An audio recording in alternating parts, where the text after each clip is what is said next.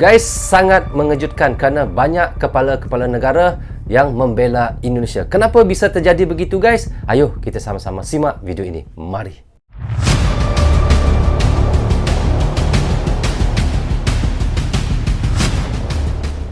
Assalamualaikum, apa khabar semua? Berjumpa lagi kita di dalam Brozul Channel, guys. Apa khabar anda orang Indonesia, orang Malaysia dan di seluruh ASEAN dan di seluruh Nusantara? Apa khabar anda semua? Okey guys, hari ini masih awal lagi saya untuk mengucapkan selamat tahun baru 2023 kepada anda yang sentiasa mendukung dan menonton daripada Brozul Channel. Mudah-mudahan pada tahun 2023 ini nanti kita akan lebih semangat lagi, akan terus berusaha lagi dan akan dapat mencapai segala target ataupun impian yang kita tertinggal pada tahun 2022. Okey, hari ini saya mahu menyaksikan iaitu video daripada channel Bagi-Bagi. Teman-teman boleh pergi ke channel Bagi-Bagi, klik butang subscribe-nya guys dan klik tombol loceng, tanda dukungan teman-teman juga kepada channel Bagi-Bagi. Jangan lupa guys. Okey, judul yang kita mahu menyaksikan adalah Bela Indonesia, puluhan negara memberontak Uni Eropah hingga negara anggotanya. Kita tahu guys, apabila Bapak Presiden Jokowi menghentikan banyak barang-barang yang belum jadi ke Eropah, maka di Uni Eropah semakin kelabakan dengan apa yang diberhentikan oleh Bapak Presiden Jokowi. Dan apa yang dilakukan oleh Bapak Presiden Jokowi ini adalah kerana Bapak Presiden Jokowi mahu mengutamakan rakyatnya dulu ataupun warga yang ada di Indonesia, tidak mahu mengeksporkan ke luar negara kerana utamanya adalah lebih kepada rakyatnya dahulu. Jadi kita tahu saat ini banyak negara-negara lain yang bergantung juga daripada bahan-bahan seperti sawit dan banyak lagi kepada Indonesia. Apabila Indonesia menghentikan semua itu, maka mereka akan terputus segala bekalan daripada Indonesia. Tetapi Bapak Presiden Jokowi terus bertegas dan mengatakan apa yang dilakukannya adalah untuk rakyatnya dahulu. Itulah hebatnya Bapak Presiden Jokowi guys. Jadi apa yang dilakukan oleh Bapak Presiden Jokowi dan bagaimana ceritanya guys? Ayo kita sama-sama tonton direction bersama dengan Brozul Channel. Mari.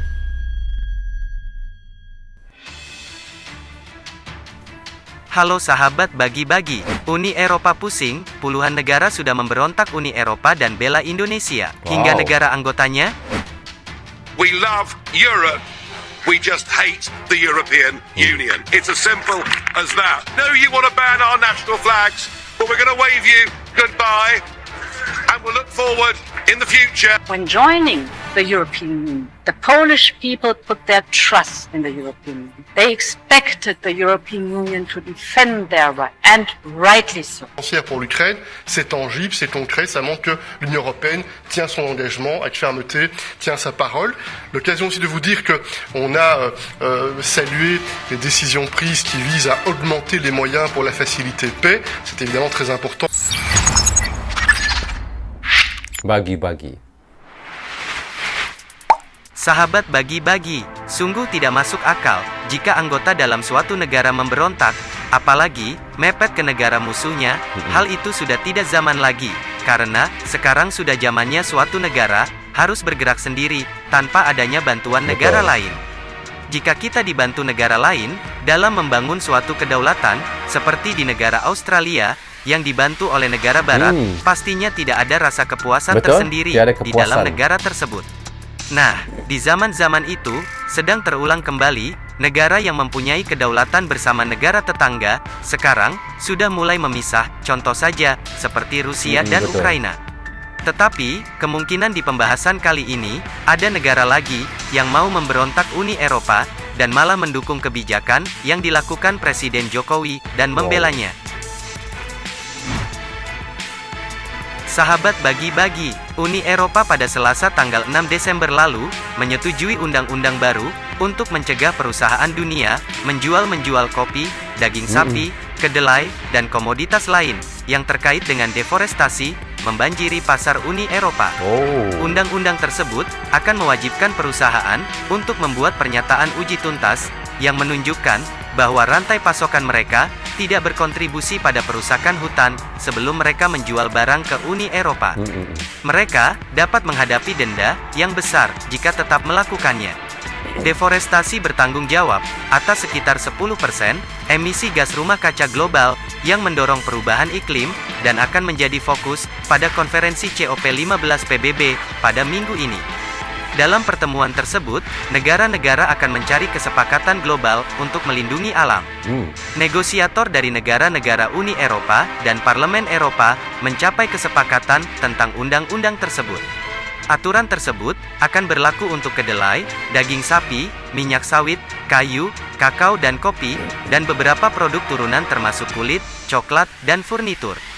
Karet, arang, dan beberapa turunan minyak sawit juga dimasukkan atas permintaan anggota Parlemen Uni Eropa. Betul. Perusahaan perlu menunjukkan kapan dan di mana komoditas tersebut diproduksi dan informasi yang dapat diverifikasi bahwa komoditas tersebut tidak ditanam di lahan yang digunduli setelah tahun 2020.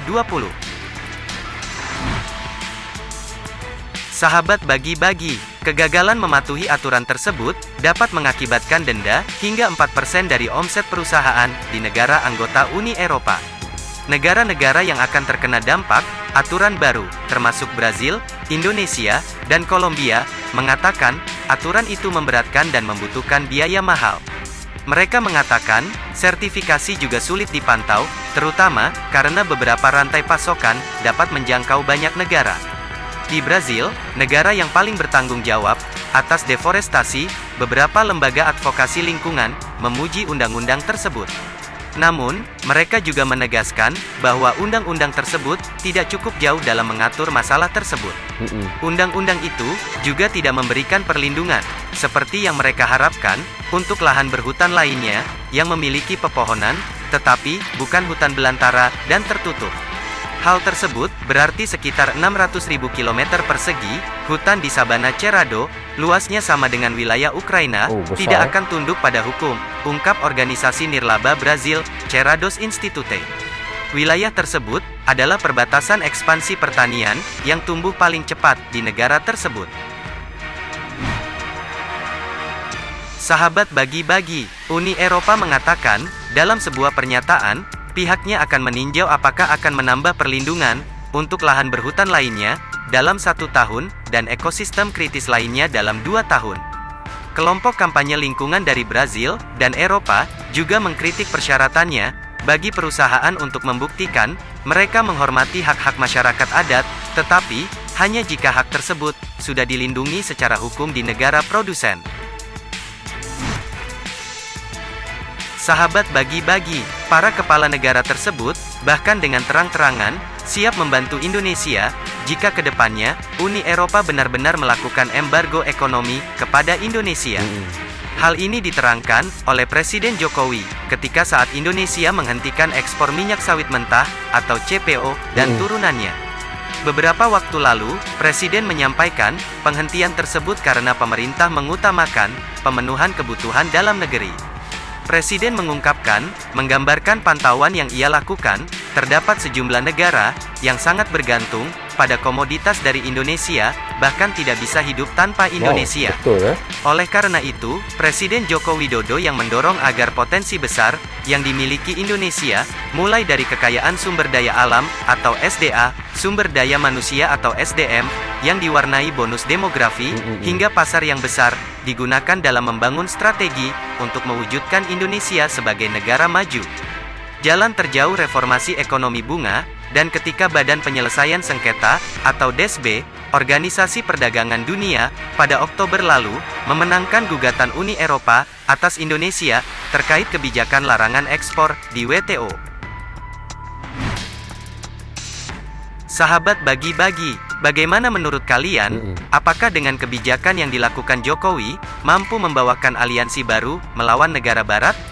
Mari kita saksikan saja terus gerak-gerik pemimpin kita, walaupun kalian mengira kalau pembahasan Mimin sangat diulang-ulang, sebenarnya tidak, itu hanya pembahasan yang ditambahkan dengan bumbu yang pahit.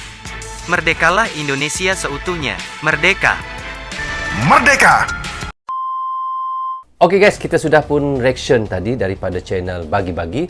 Bagaimana katanya bela Indonesia, puluhan negara memberontak Uni Eropa hingga negara anggotanya Dan bukan saja minyak sawit yang akan dihentikan kata oleh Bapak Presiden Jokowi, malahan banyak lagi iaitu bahan-bahan daripada makanan ataupun pangan daripada Indonesia yang dihentikan untuk diekspor ke luar negara. Guys, sebenarnya kenapa Bapak Presiden Jokowi menghentikan semua itu untuk diekspor ke luar negara? Kerana Bapak Presiden Jokowi ini kita nampak dia sangat mementingkan untuk kegunaan di dalam negeri, terutamanya di dalam Indonesia dahululah guys. Kerana itulah Presiden Indonesia Bapak Jokowi menghentikan ekspor barang-barang tersebut kepada luar negara. Daripada situlah kita dapat menilaikan Bapak Presiden Jokowi ini mementingkan rakyatnya dahulu daripada negara-negara lain. Hebat kan Bapak Jokowi? So, okay guys, rasanya sampai di sini saja untuk reaction sekali ini. Semoga manfaat untuk teman-teman yang menonton dan teman-teman yang sentiasa mendukung Brozo Channel. Tanpa tontonan dan tanpa dukungan teman-teman, tiadalah Brozo Channel di dalam YouTube ini. Bagi anda yang suka dengan cara saya reaction, boleh klik butang subscribe dan klik tombol loceng, tanda dukungan teman-teman kepada saya. Maaf, andainya ada tersilap kata, tersilap cakap kepada anda semua. Assalamualaikum, goodbye, bye-bye.